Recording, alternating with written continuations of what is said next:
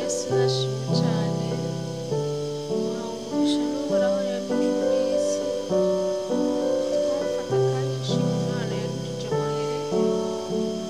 nari mfise amahere menshi cane amahere aryana amahere ababaza guhera 2016 gushika muri 2020 vyari vyinshi vyaranrya cane naragira n'isoni yo kuja mu manza naragira n'isoni yo kuja kuramukanya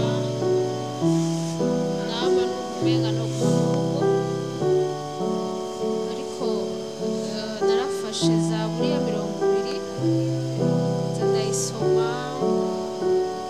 nkagenda mu masengesho bakansengera ndasoma na zaburi ya 91 nayo nyene yaramfashije gushobora gukira ayo mahere rero numvise nofata akanya ndashima Imana ko yankijije yangiriye neza ubu n'ibisigaye si vyinshi nzigiye ko n'Imana izobinkiza vyose bigahera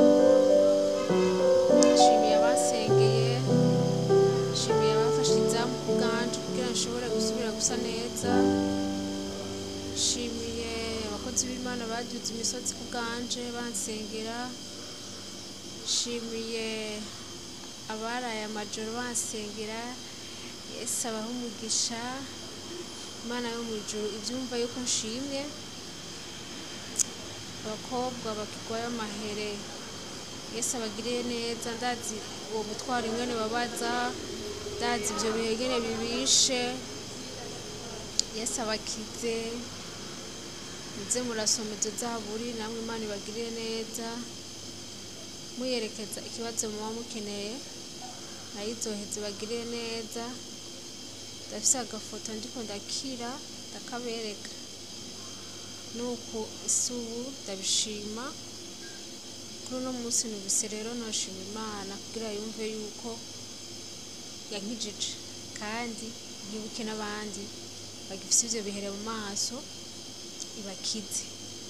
Yesu rero abahe umugisha kandi abandanye bagirira neza